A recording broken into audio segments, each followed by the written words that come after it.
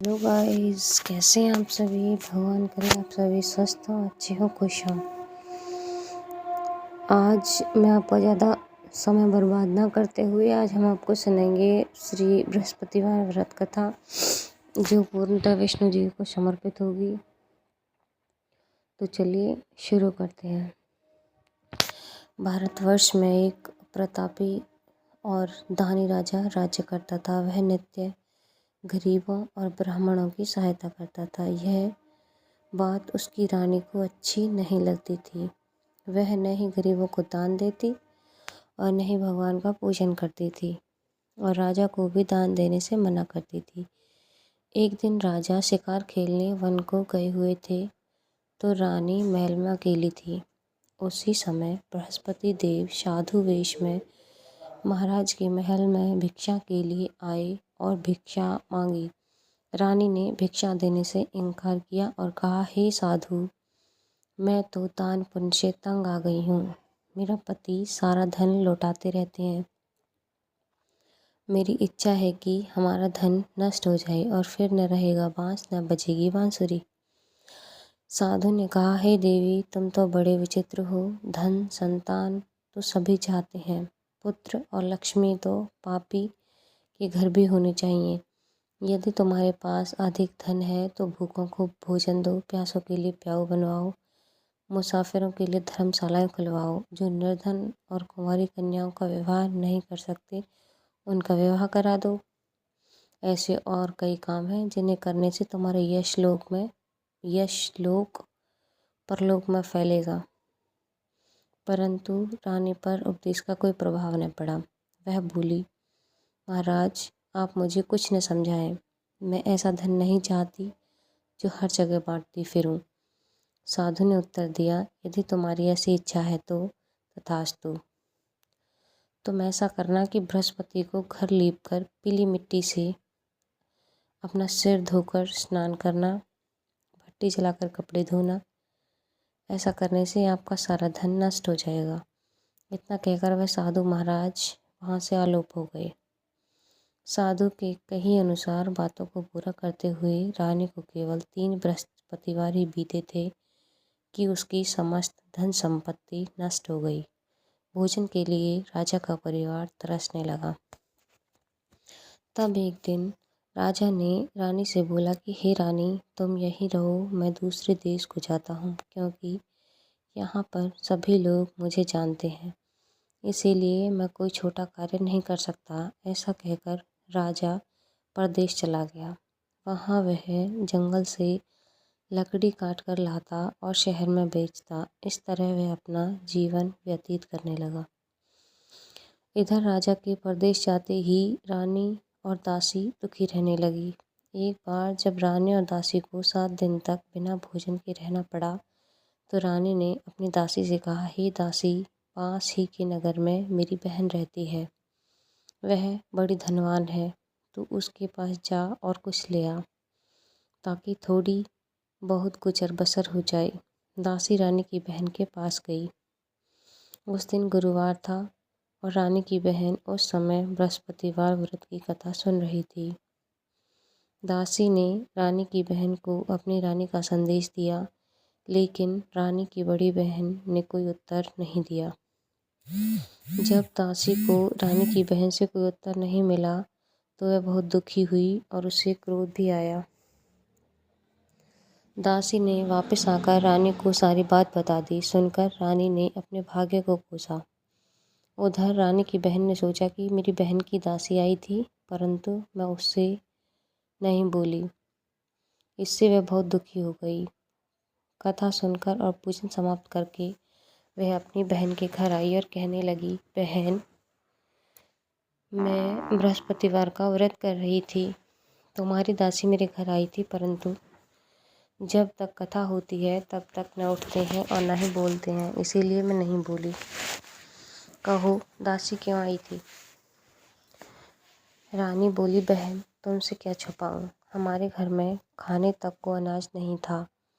ऐसा कहते कहते रानी की आंख भर आई। उसने दासी समेत पिछले 7 दिनों से भूखे रहने तक की बात अपनी बहन को विस्तार पूर्वक सुना दी। रानी की बहन बोली, देखो बहन, भगवान बृहस्पति देव सबकी मनोकामना पूर्ण करते हैं। देखो, शायद तुम्हारे घर में अनाज रखा हो। पहले तो रानी को विश्वास नहीं हुआ, पर बहन के आग्रह करने पर उसने अपनी दासी को अंदर भेजा तो उसे सचमुच अनाज से भरा एक घड़ा मिल गया। यह देखकर दासी को बड़ी हैरानी हुई। दासी रानी से कहने लगी, हे रानी, जब हमको भोजन नहीं मिला तो हम व्रत ही करते हैं। इसीलिए क्यों न इनसे व्रत और कथा की विधि पूछ ली जाए ताकि हम भी व्रत कर सकें। तब रानी ने अपनी बहन से बृहस्पतिवार व्रत के बारे में पूछा। उसकी बहन ने बताया, बृहस्पतिवार के व्रत में चने की दाल और मुनक्का से विष्णु भगवान का केले की जड़ में पूजन करें तथा दीपक जलाएं, व्रत कथा सुने, पीला भोजन ही करें, इससे बृहस्पति देव प्रसन्न होते हैं। व्रत और पूजन विधि बताकर रानी की बहन अपने घर को लौट गई। 7 दिन के बाद जब गुरुवार आया तो रानी और दासी ने व्रत रखा। घुड़साल में जाकर चना और गुड़ लेकर आई, फिर उनसे केले की जड़ तथा विष्णु भगवान का पूजन किया। अब पीला भोजन कहाँ से आए, इस बात को लेकर दोनों बहुत दुखी हुई। क्योंकि उन्होंने व्रत रखा था, इसीलिए बृहस्पति देव उनसे प्रसन्न थे। इसीलिए वे एक साधारण व्यक्ति का रूप धारण कर 2 थालों में सुंदर पीला भोजन दासी को दे गए। भोजन पाकर दासी प्रसन्न हुई और फिर रानी के साथ मिलकर भोजन ग्रहण किया। उसके बाद वे सभी गुरुवार को व्रत और पूजन करने लगी। बृहस्पति भगवान की कृपा से उनके पास फिर से धन संपत्ति आ गई, परंतु रानी फिर से पहले की तरह आलस्य करने लगी।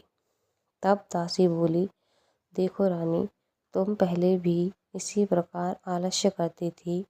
तुम्हें धन रखने में कष्ट होता था, इस कारण सभी धन नष्ट हो गया, और अब जब भगवान बृहस्पति देव की कृपा से धन मिला है तो फिर से आलस्य होता है।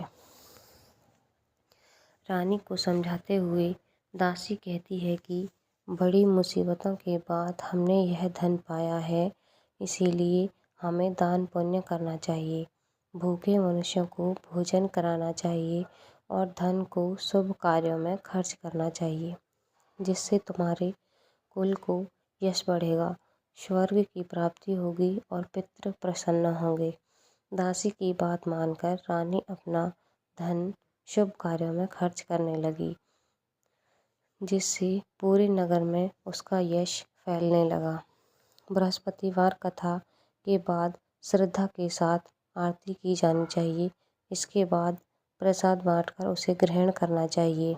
एक दिन राजा दुखी होकर जंगल में एक पेड़ के नीचे आसन जमाकर बैठ गया।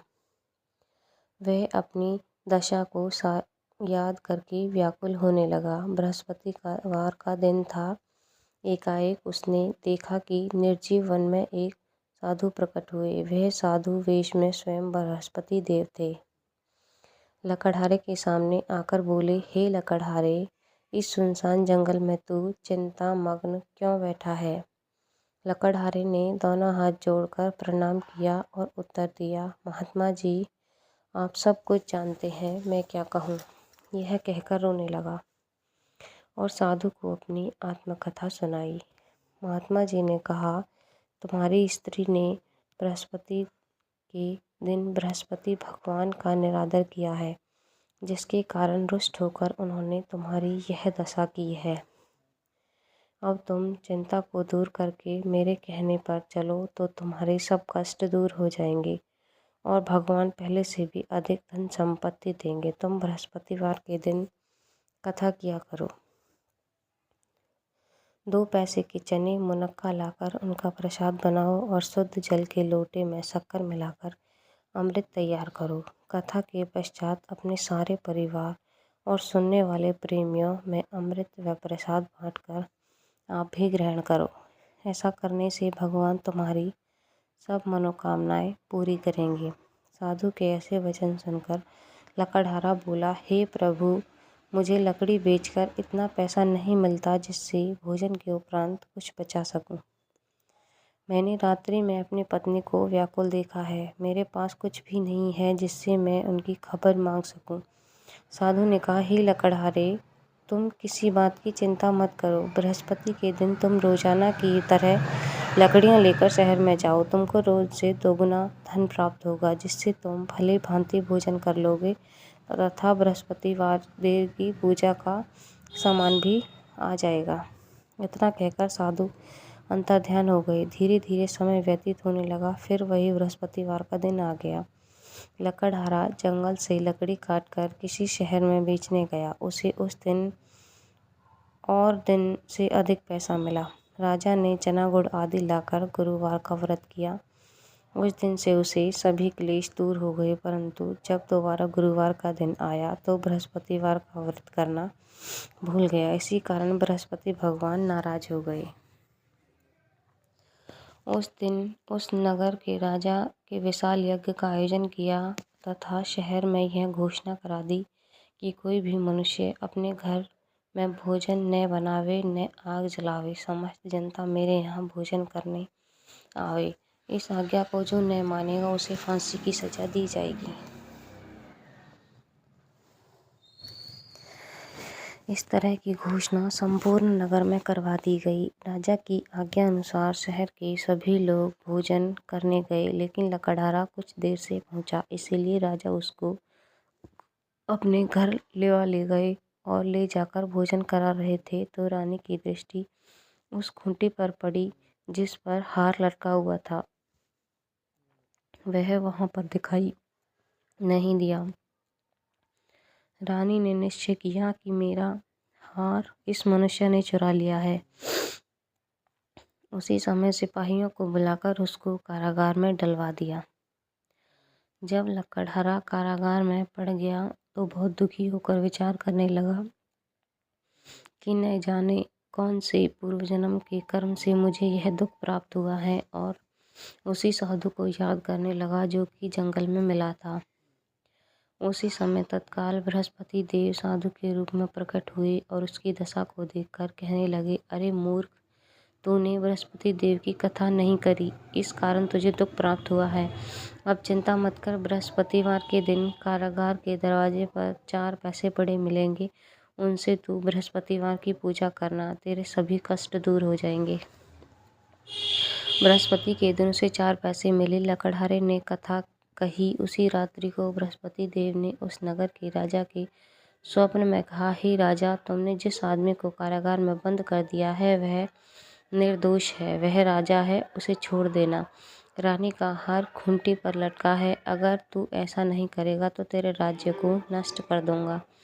इस तरह रात्रि के स्वप्न को देखकर राजा प्रातःकाल उठा और खूंटी पर हार देखकर लकड़हारे को बृहस्पति देव की आज्ञा अनुसार लकड़हारा अपने नगर को चला गया। राजा जब अपने नगर के निकट पहुंचा तो उसे बड़ा आश्चर्य हुआ। नगर में पहले से अधिक बाग, तालाब, कुएं तथा बहुत सी धर्मशालाएं, मंदिर आदि बन गई। राजा ने पूछा, यह किसका बाग और धर्मशाला है? तब नगर के लोग सब कहने लगे कि यह सब रानी और बांदी की हैं।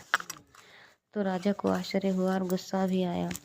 जब रानी ने यह खबर सुनी कि राजा आ रहे हैं तो रानी बांदी से कहा कि हे दासी, देख, राजा हमको किसी बुरी हालत में छोड़कर गए थे। हमारी ऐसी हालत देखकर वह लौट न जाए, इसीलिए तू दरवाजे पर खड़ी हो जा। आज्ञा अनुसार दासी दरवाजे पर खड़ी हो गई। राजा आए तो उन्हें अपने साथ लिवा लाई।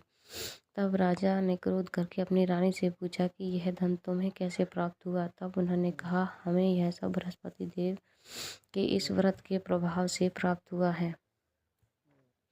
राजा ने निश्चय किया कि 7 रोज बाद तो सभी बृहस्पति देव का पूजन करते हैं, परंतु मैं प्रतिदिन दिन में 3 बार कहानी तथा रोज व्रत किया करूँगा। अब हर समय राजा के दुपट्टे में चने की दाल बंधी रहती तथा दिन में 3 बार कहानी कहता। एक रोज राजा ने विचार किया कि चलो अपनी बहन के यहाँ हो आवें। इस तरह निश्चय कर राजा घोड़े पर सवार हो अपनी बहन के यहाँ को चलने लगा। मार्ग में उसने देखा कि कुछ आदमी एक मुर्दे को ले जा रहे हैं। उन्हें रोककर राजा ने कहा, अरे भाइयों, मेरी बृहस्पति देव की कथा सुन लो। वे बोले, लो हमारा तो आदमी मर गया, इसको अपनी कथा की पड़ी है। परंतु कुछ आदमी बोले, अच्छा कहो तुम, हम तुम्हारी कथा भी सुनेंगे। राजा ने दाल निकाली और जब कथा आदि हुई तो मृदा हिलने लगा, और जब कथा समाप्त हो गई तो राम राम करके मनुष्य उठकर खड़ा हो गया। आगे मार्ग में उसे एक किसान खेत में हल चलाता मिला। राजा ने उसे देख उससे बोले, अरे भैया, तुम मेरी बृहस्पतिवार की कथा सुन लो। किसान बोला, जब तक मैं तेरी कथा सुनूंगा तब तक 4 हरैया जोत लूँगा। जा अपनी कथा किसी और को सुनाना। इस तरह राजा आगे चला गया। राजा के हटते ही बैल पछाड़ खाकर गिर गए और किसान के पेट में बड़े जोर से दर्द होने लगा। उस समय उसकी माँ रोटी लेकर आई। उसने जब यह देखा तो अपने पुत्र से सब हाल पूछा और बेटे ने सभी हाल कह दिया।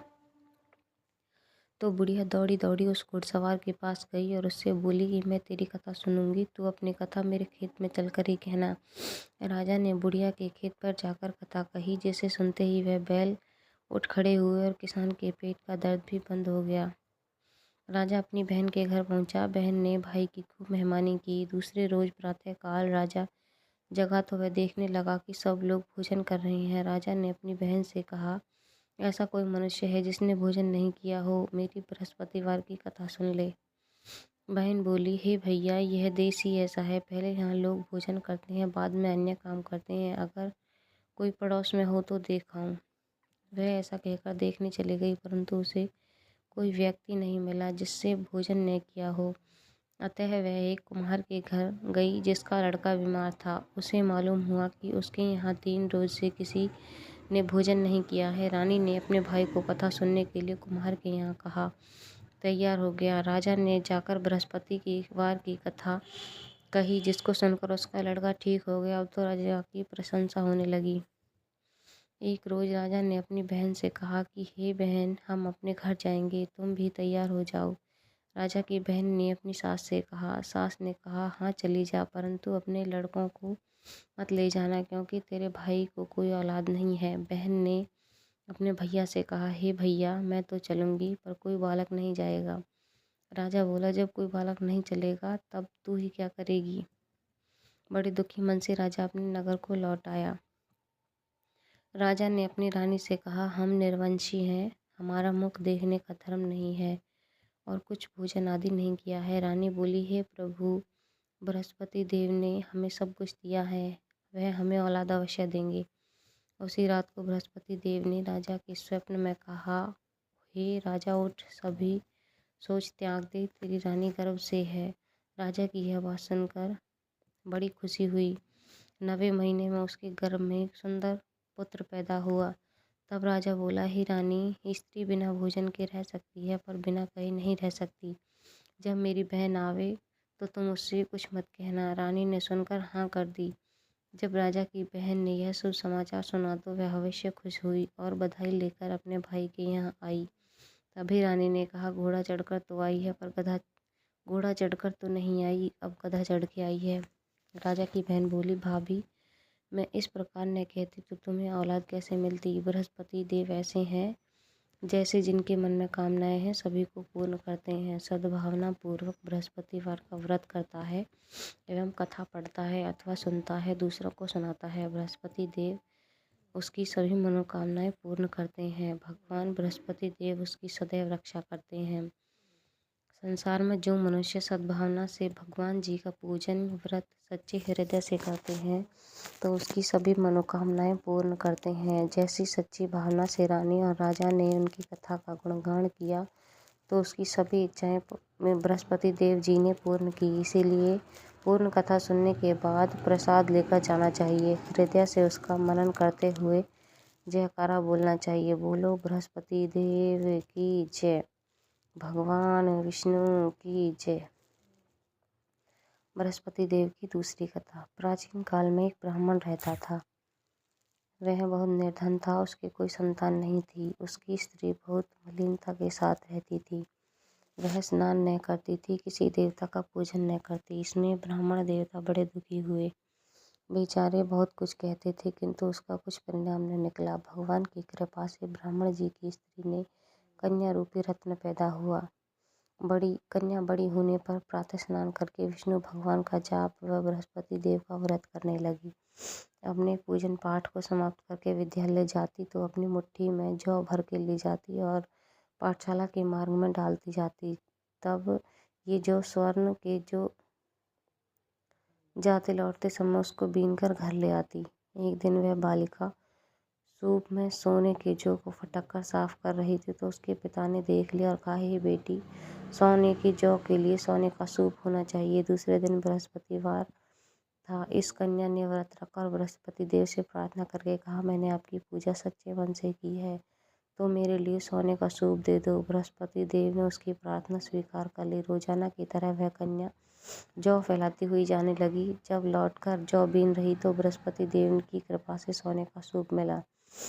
उसे वह घर ले आई और उसमें जौ साफ करने लगी, परंतु माँ का वही ढंग रहा। एक दिन की बात है, जब कन्या सोने के सूप में जौ साफ कर रही थी, उस समय वह शहर का राजपुत्र वहां से होकर निकला। इस कन्या के रूप और कार्य को देखकर मोहित हो गया और अपने घर आकर भोजन तथा जल त्याग कर उदास होकर लेट गया। राजा को इस बात का पता चला तो अपने प्रधानमंत्री के साथ उसके पास आए और बोले, हे बेटा, तुम्हें किस बात का कष्ट है? किसी ने अपमान किया है अथवा और कोई कारण है? कहो, मैं वही कार्य करूँगा जिससे तुम प्रसन्न होगे। अपने पिता को राजकुमार की बातें सुनी तो बोला, मुझे आपकी कृपा से किसी बात का दुख नहीं है। किसी ने मेरा अपमान नहीं किया, परंतु मैं उस लड़की से विवाह करना चाहता हूँ जो सोने के सूप में जौ साफ कर रही थी। यह सुनकर राजा आश्चर्य में पड़ा और बोला, हे बेटा, इस तरह की कन्या का पता तुम ही लगाओ, मैं इसके साथ तेरा विवाह अवश्य ही करवा दूंगा। राजकुमार ने उस लड़की के घर का पता बतलाया। तब मंत्री उस लड़की के घर और ब्राह्मण देवता को सभी हाल बताया। ब्राह्मण देवता राजकुमार के साथ अपनी कन्या का विवाह करने के लिए तैयार हो गए तथा विधि विधान के अनुसार ब्राह्मण की कन्या का विवाह राजकुमार के साथ हो गया। कन्या के घर जाते ही पहले की भांति उस ब्राह्मण देवता के घर में गरीबी का निवास हो गया। भोजन के लिए भी बड़ी मुश्किल से मिलता था। एक दिन दुखी होकर ब्राह्मण देवता अपनी पुत्री के पास गए। बेटी ने पिता की दुखी अवस्था को देखा और अपनी माँ का हाल पूछा। तब ब्राह्मण ने सभी हाल कहा। कन्या ने बहुत साधन देकर अपने पिता को विदा किया। इस तरह ब्राह्मण का कुछ समय सुखपूर्वक व्यतीत हुआ। कुछ दिन बाद फिर वही हाल हो गया। ब्राह्मण फिर अपनी कन्या के यहाँ गया और सारा हाल कहा तो लड़की बोली, हे पिताजी, आप माताजी को यहाँ लेवाओ, मैं उसे विधि बता दूंगी जिससे गरीबी दूर हो जाएगी। वह ब्राह्मण देवता अपनी स्त्री के साथ लेकर पहुँचे तो अपनी माँ को समझाने लगी, हे माँ, तुम प्रातःकाल प्रथम स्नान आदि करके विष्णु भगवान का पूजन करो तो सब दरिद्रता दूर हो जाएगी। परंतु उसकी माँ ने एक भी बात नहीं मानी और प्रातःकाल उठकर अपने पुत्री के बच्चों की जूठन को खा लिया। इससे उसकी पुत्री को भी बहुत गुस्सा आया और एक रात को कोठरी में सभी सामान निकाल दिया और अपनी माँ को उसमें बंद कर दिया। प्रातःकाल उसे निकाला और स्नान आदि करा के पाठ कराया तो उसकी माँ की बुद्धि ठीक हो गई और फिर प्रत्येक बृहस्पतिवार को व्रत करने लगी। इस व्रत के प्रभाव से उसकी माँ बाप ही धनवान और पुत्रवान हो गए और बृहस्पति जी के प्रभाव से इस लोक में सुख भोग कर स्वर्ग को प्राप्त हुए। सब बोलो विष्णु भगवान की जय, बोलो बृहस्पति देव की जय। तो यहाँ भक्तजनों कथा का समापन होता है। अगर कथा अच्छी लगे तो चैनल को सब्सक्राइब करो, लाइक करो, ज़्यादा से ज़्यादा शेयर करो। धन्यवाद।